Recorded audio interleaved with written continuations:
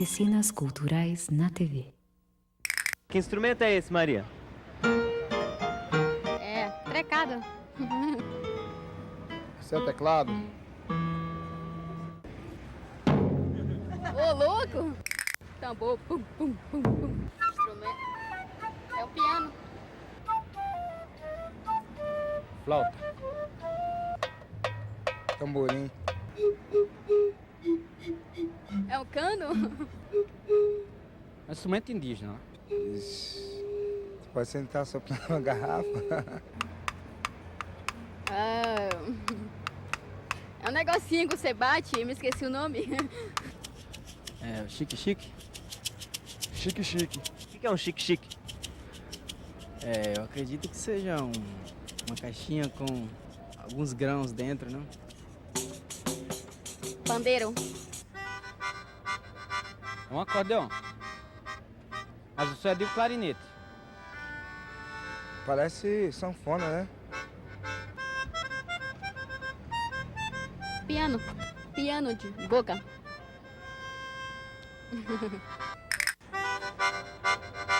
um acordeão. Mas isso é de clarinete.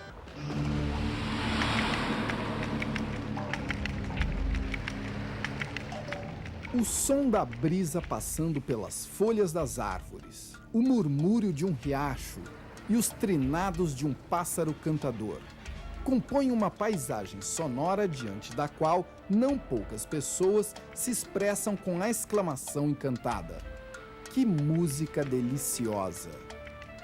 Mas será que estes sons da natureza são música mesmo? Segundo o compositor russo Igor Stravinsky, são apenas promessas de música. Para se transformarem em tal, é preciso que o ser humano coloque em prática duas de suas aptidões: a sensibilidade ao som e a capacidade de organizá-los. Um único som musical afinado diminui o grau de incerteza no universo, porque insemina nele um princípio de ordem. Jacques Attali. Se você ouve uma ambulância passando, né? Aquele som ali está comunicando para você uma coisa. É uma organização de som que todo mundo reconhece. Uma buzina, né? O código Morse, era uma linguagem sonora também, tá certo? Essas coisas não são músicas. Também são organização de sons, como são organizações de som, como a fala também é uma organização de som, né? Mas o que ela tem de diferente? O sentido que o compositor dá para aquela organização sonora é diferente.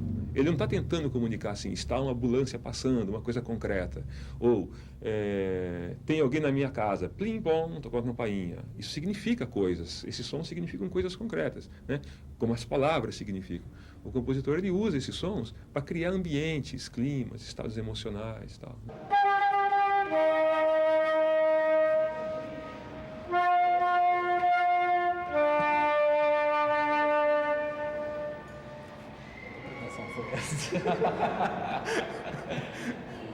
A gente pode gravar de novo esse para tocar junto, pelo menos, né? As pessoas dizem que o tan-dan-dan-dan do Beethoven significa o destino bater na sua porta, né? Não significa isso, claro, né? Alguém disse isso, acharam que bacana, é mesmo, funciona, né? É uma imagem interessante.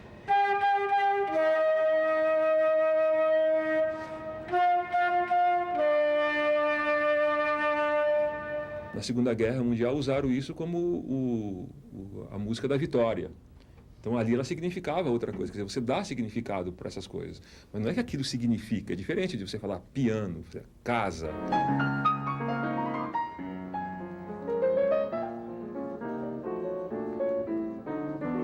O compositor, quando ele vai fazer uma música, ele precisa ter uma coleção de sons. Tá certo? Para fazer a música.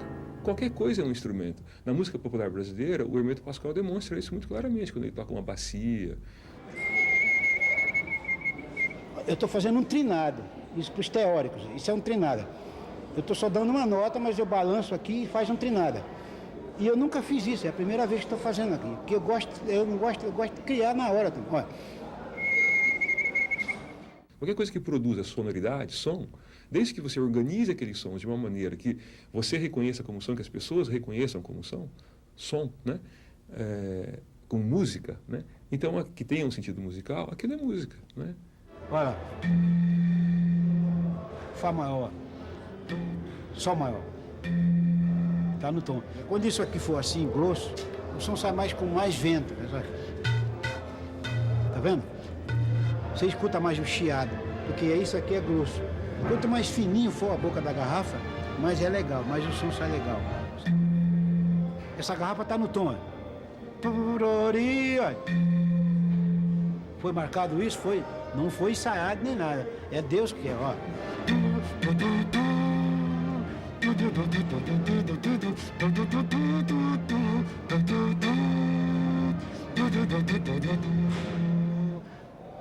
Tá vendo? A música é que ela vem de repente em você. Ela flui de repente. É como tem aquele músico, ninguém pensa que ser músico precisa tocar algum instrumento, não. Tem muita gente que não toca instrumento nenhum, aparentemente, e é músico mais aquele do que muita gente que toca instrumentos. O melhor instrumento somos nós mesmos. Nós somos o instrumento mais perfeito que existe.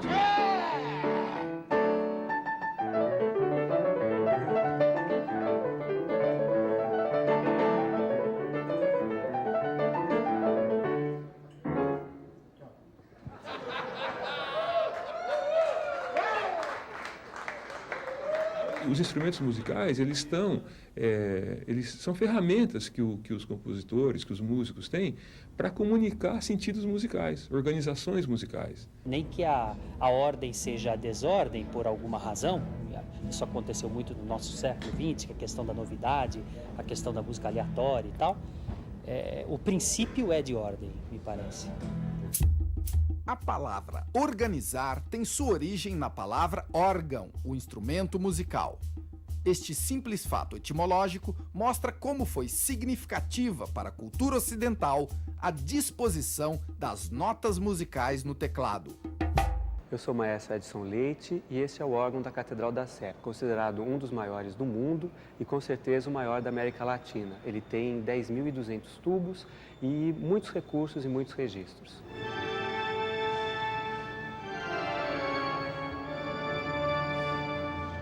O órgão é conhecido como Rei dos Instrumentos. Basta estar diante de um para entender por quê.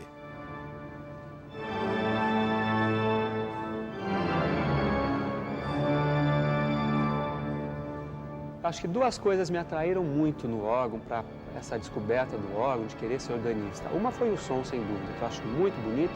E outra, o efeito dele no ambiente da igreja, né? Um lugar meio escuro, com velas, com vitrais, com luzes aparecendo, e esse som meio mágico, meio místico do instrumento. Hoje em dia a gente associa o órgão com a igreja e, de fato, o órgão tem uma importância marcante na igreja, é considerado o instrumento por excelência da igreja. Mas nem sempre foi assim. No começo da história da igreja, o órgão não era admitido como instrumento para o culto, porque quando tinham o massacre dos cristãos nas arenas, eles usavam esse órgão primitivo, ainda à base de água, como instrumento barulhento para rechear isso.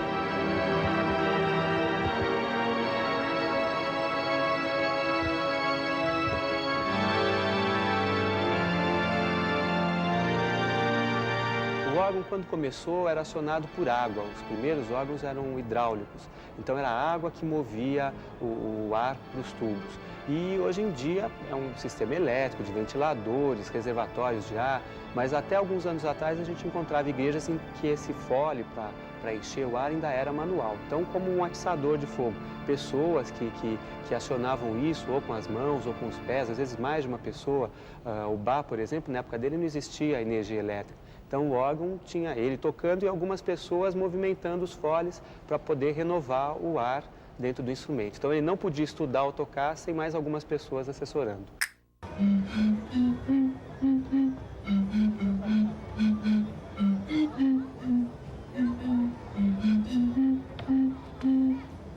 Isso aí é música? São as notas musicais. são instrumentos? Não, eu acho que sim. O instrumento é um objeto que você tira o som. Então eu nunca vi tocarem na garrafa a primeira vez. Mas o que uma garrafa precisa para virar um instrumento? Precisa do ar, né? O cara tem o dom de manobrar a garrafa, fazer a graça com a garrafa.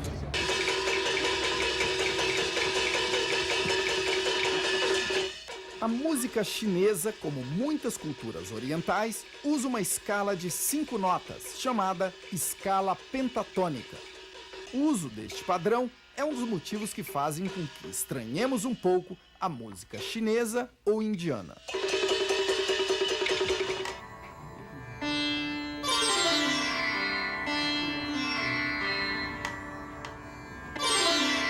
Esse instrumento é feito com uma cabaça, igual dessas que tem no Brasil. Isso é uma cabaça, tá? O braço dele é oco também, por isso é um dos segredos da acústica dele, que todo instrumento vibra como se fosse uma caixa acústica.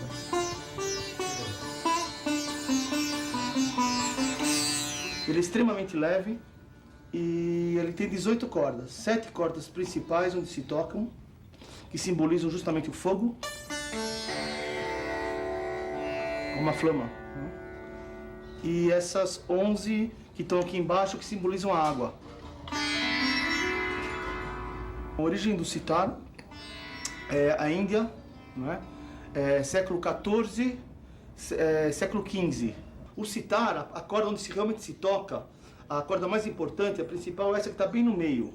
E existe um espaço, não só entre a madeira e a corda, como também entre o fim do braço. Então vamos imaginar. Aqui, ó. Na verdade, são 22 notas e se conseguem através desses pequenos intervalos.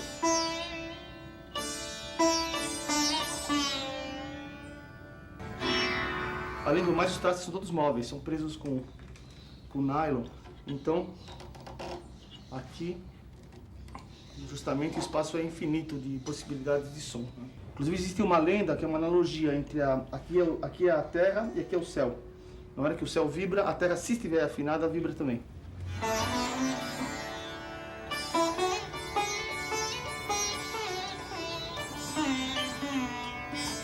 Aqui são tablas, é um instrumento indiano que ele tanto pode ser um instrumento solista, como ele pode ser um instrumento acompanhante da cítara, do sitar.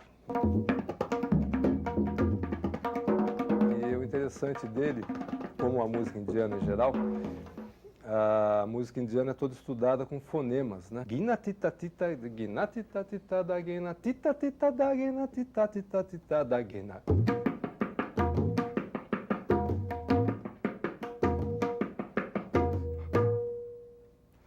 Então ele é todo estudado assim, né? Tiriquitadá, tiriquitadá. Nos séculos 17 e 18, Antônio Stradivari fez o que ainda hoje são considerados os melhores violinos de todos os tempos.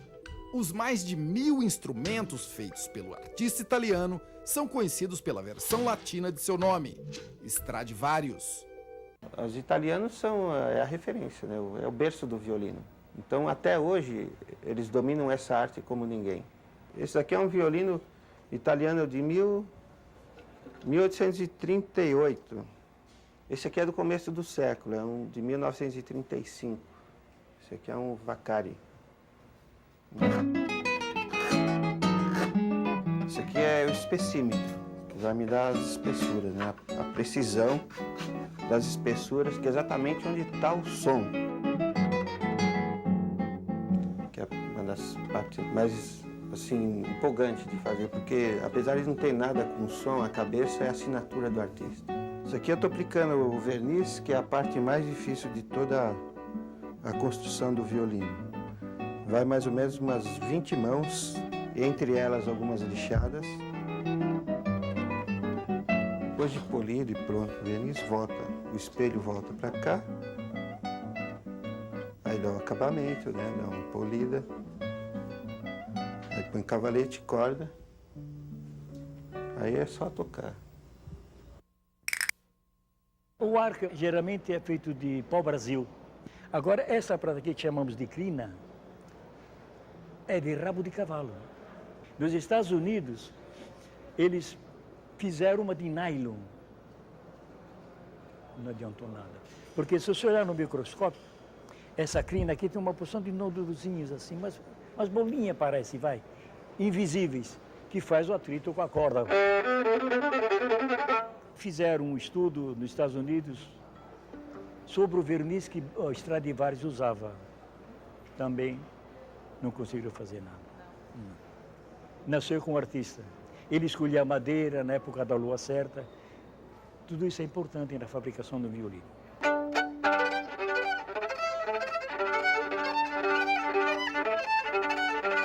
Se eu vou tocar um concerto, eu tenho que transmitir o que o compositor escreveu para que a pessoa que está na plateia sinta na plateia o que ele está transmitindo.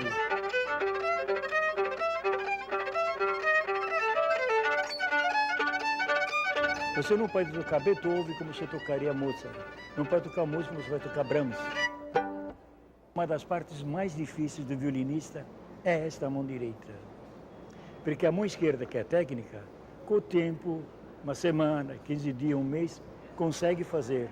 Mas esta mão aqui, não. Este é o som do violinista, é a paixão do violinista, é a alegria do violinista, é a virtuosidade do violinista. É nesta mão direita.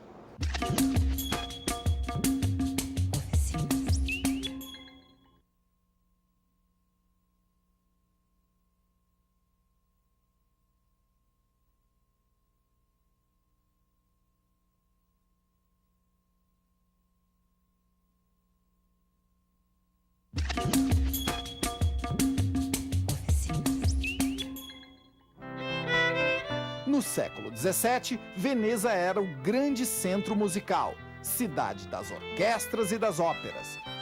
Entre os instrumentos, o violino imperava absoluto. A técnica de composição sobrepondo várias notas continuou florescendo e a música instrumental ganhou importância. E o cravo destronou o violino.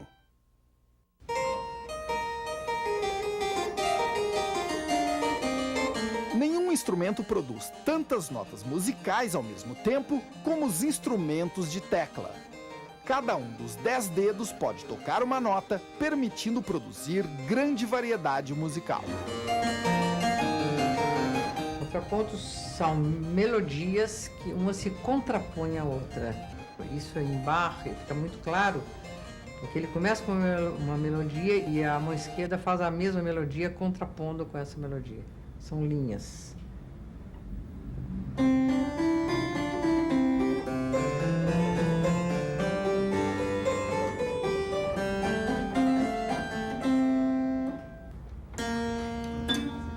Isso aqui se chama saltarello. É esse mecanismo aqui, que tem essa unha, ele belisca a corda e faz a sonoridade, faz o som. E no piano é o martelo. Você tem que tocar tirando o peso e colocando uma decisão para baixar a nota, porque essa nota ela tem uma resistência que é o pinçado dela. Quando eu faço isso, eu já estou abaixando a nota, mas ela não está tocando, eu vou tocar. Agora, se eu faço assim, aí sai um barulho.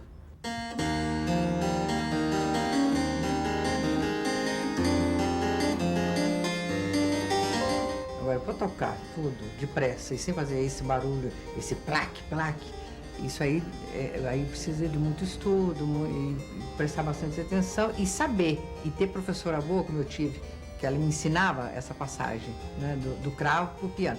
E o piano, ele tem um outro tipo de toque, porque eu tenho que pôr uma força, encher o som, mas eu não preciso ter esse cuidado porque ele não é pinçado, ele é percutido. Eu só toco, pôr na força do meu braço.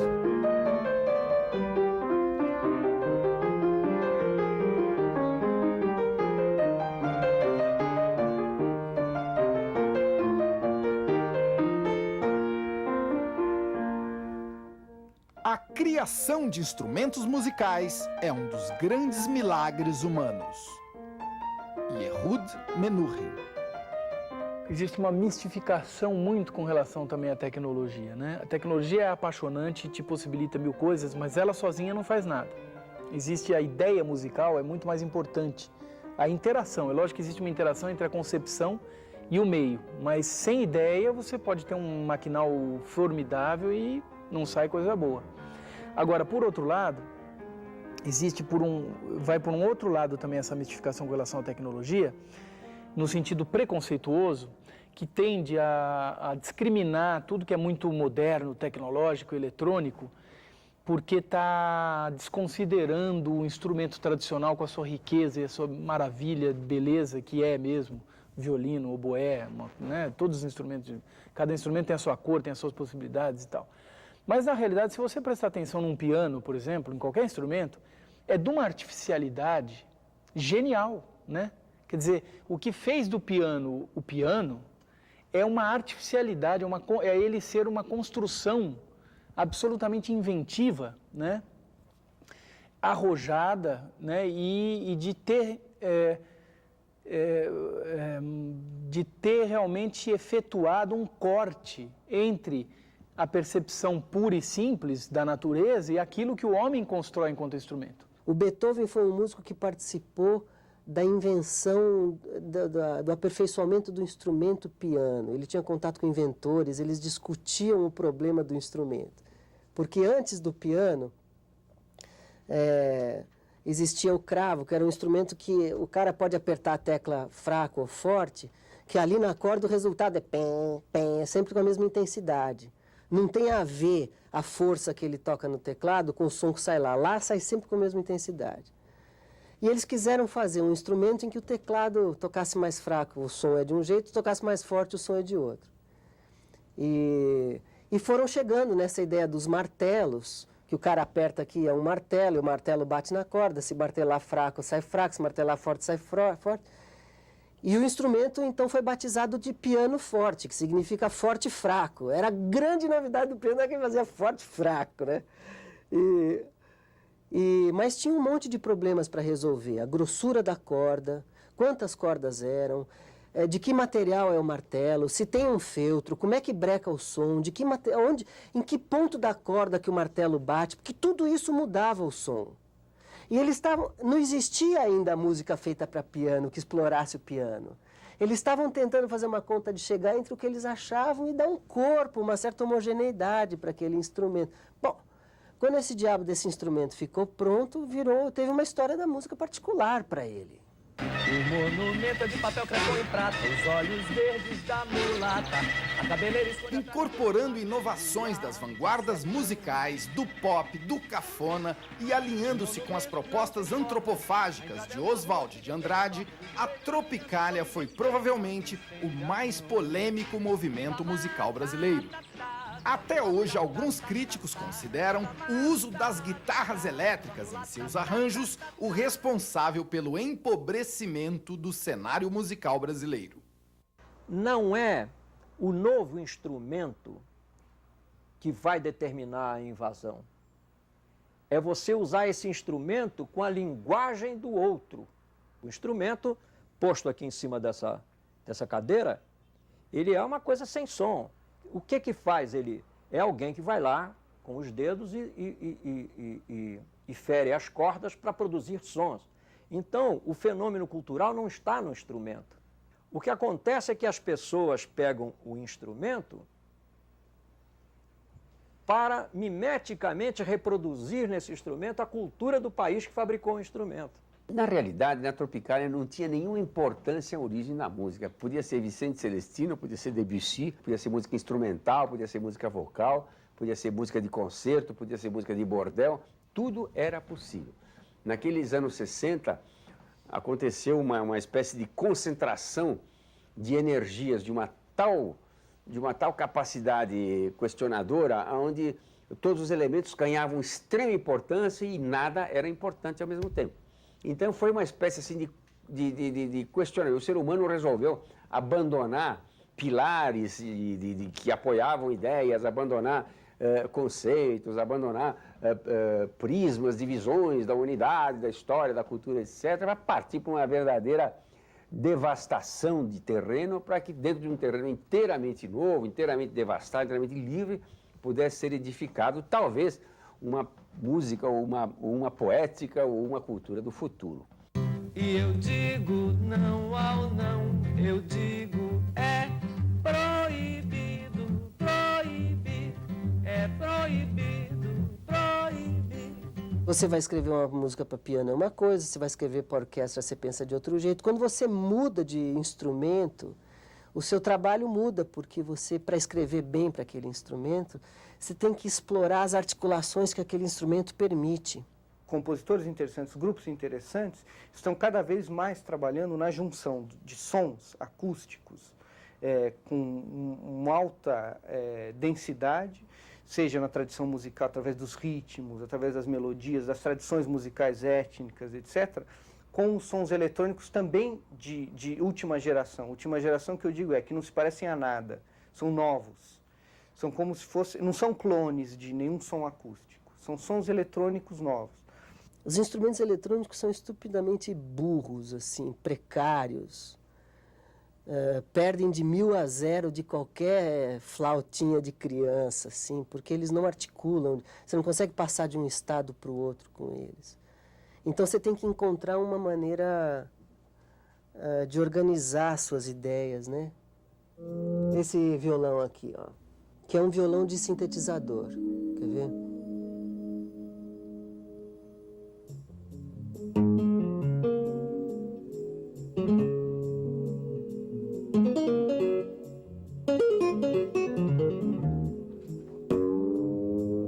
Que graça tem esse negócio para mim?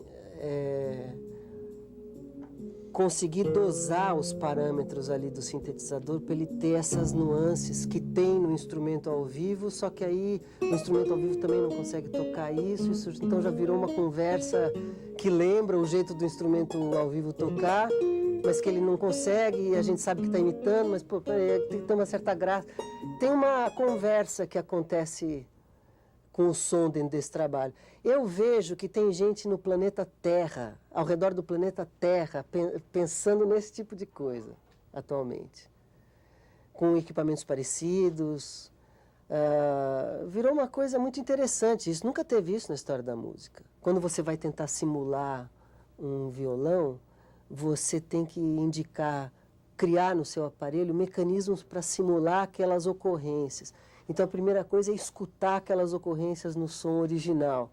E quando você faz no sintetizado, você fala, pô, mas ainda não é a mesma coisa. Você fala, mas o que está faltando? Você tem que ir lá e ouvir de novo. Então, aquilo vai apurando a tua escuta de uma tal maneira que você aprende a escutar melhor através desse tipo de prática, né?